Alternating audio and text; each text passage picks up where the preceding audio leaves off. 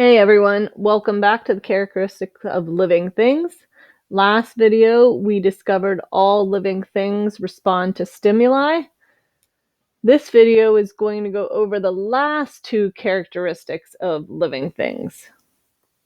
So at this point, you should know that all living things are organized, all living things grow and develop, all living things reproduce, and all living things respond to stimuli.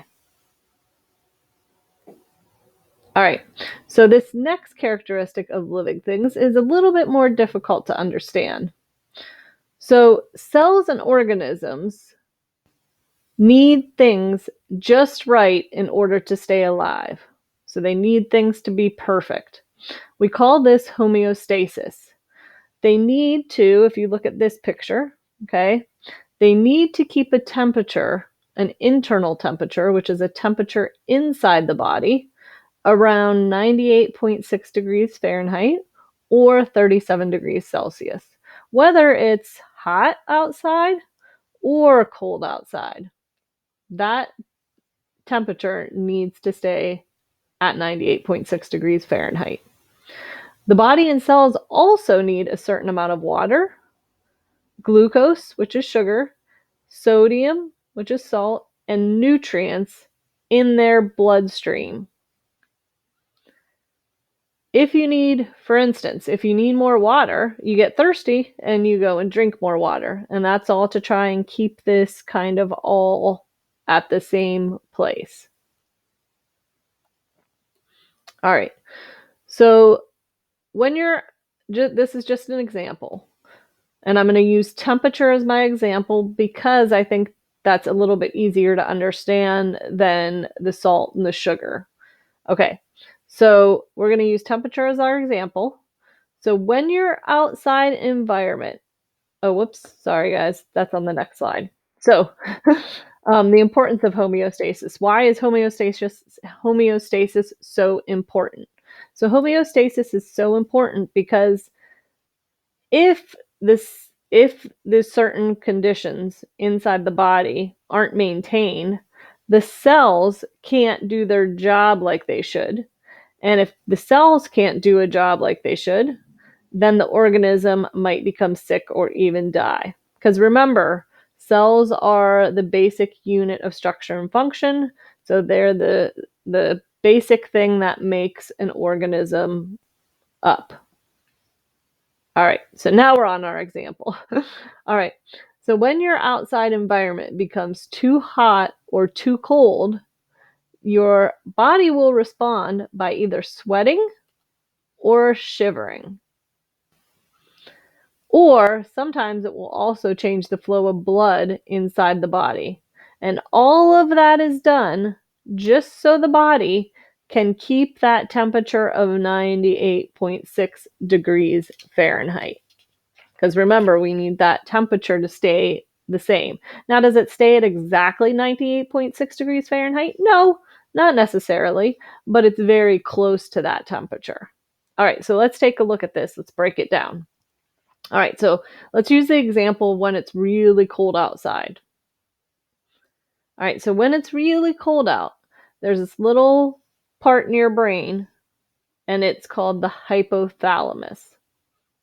Okay, when it's really cold and the temperature inside your body drops, the hypothalamus gets this little alert that lets it know that your body temperature has dropped. What it does is it sends a warning to other parts of your body. And what happens then is your muscles contract and you shiver so you can try to produce heat. Your body hairs stand up to try and keep the heat inside your body, and your blood vessels constrict or tighten. Constrict means tighten, to try and decrease blood flow to the skin so that the heat loss is not lost. So why do they do all this? All of this is done to try and keep your body at that 98.6 degrees Fahrenheit. So it's trying to keep the heat in and keep you from releasing heat so that we can keep that 98.6 degrees Fahrenheit inside the body. So once we get back to that 98.6 degrees Fahrenheit, and because your temperature goes back up, the hypothalamus then turns off the warning, and you don't have to worry about it anymore because you're back up to the temperature that you need. All right, so I'm going to show you a video that hopefully helps you to understand a little bit better. It talks about comparing homeostasis to hot chocolate.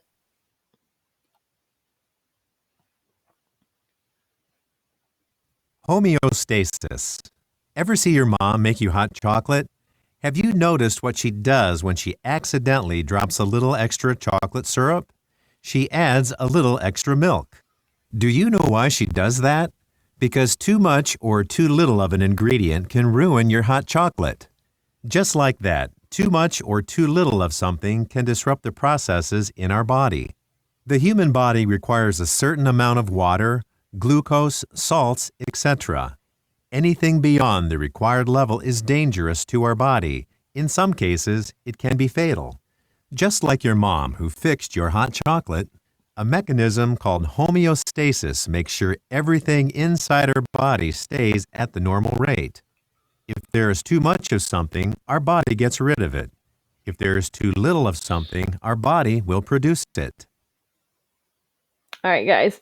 So I know homeostasis is a difficult topic to understand. I hope that video helped you out. Remember, if you're still having trouble understanding homeostasis, make sure you let your teacher know and ask for a little bit more help. All right. So the last characteristic of all living things is that they use energy. So everything that an organism does requires or uses energy.